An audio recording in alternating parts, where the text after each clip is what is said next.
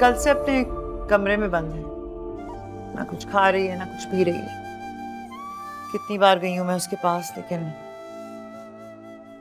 यूं ही पड़ी है वो। कल से पूरे मोहल्ले में तैयबा और रायान की मंगनी टूटने की बातें हो रही हैं। उसने मंगनी तोड़नी थी सो तोड़ दी, लेकिन जो कुछ उसने कहा है ना, जो इल्जाम लगाए हैं, जिस तरीके से तैयबा की किरदार कशी की है, पता नहीं ये दुनिया उस बेचारी को जीने का इख्तियार भी देगी कि नहीं। इस्माइल चाचा, आपने उनको कैसे बताया? मैंने क्या बताना था, वो बाहर से ही बहुत कुछ सुनकर आए।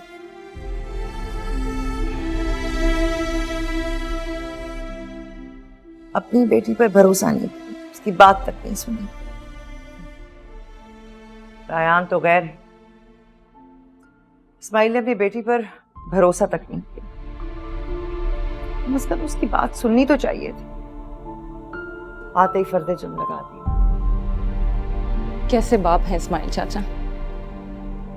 उन्हें तो अपनी बेटी पर भरोसा होना चाहिए।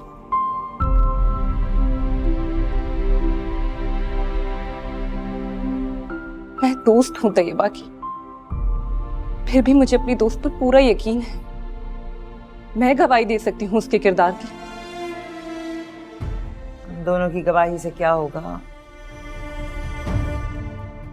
दुनिया तो उसके किरदार को तार-तार कर चुकी है। अरे यहाँ तो मुल्जिम को गुनहगार साबित करने से पहले ही सजा सुना दी जाती है।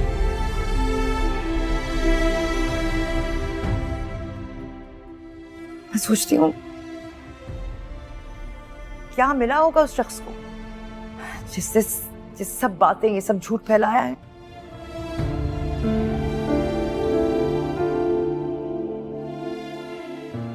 ये सब कुछ करने के बाद क्या वो शख्स सुकून का सांस ले सकेगा, सुकून की जिंदगी गुजार सकेगा?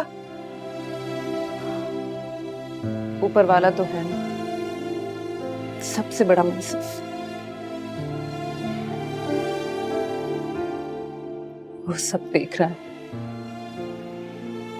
इस वक्त उसने पत्थर दिल लोगों की डोर ढीली छोड़ी हुई है। अब आप उसकी डोर खींचने का इंतजार करें। कर तो बहुत कुछ तुम भी गई हो।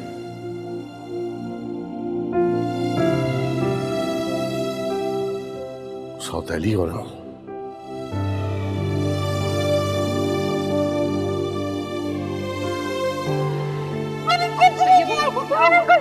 क्या हुआ तैयबा? मैंने कुछ नहीं किया। हुआ क्या है? कौन सा बात है? बताओ तो सही, हुआ क्या है? किससे कुछ कहा तुम्हें?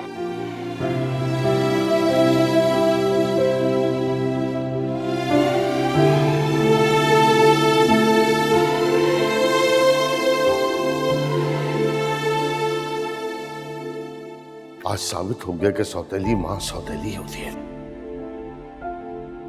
दूसरे की औलाद को पराया समझने वाली।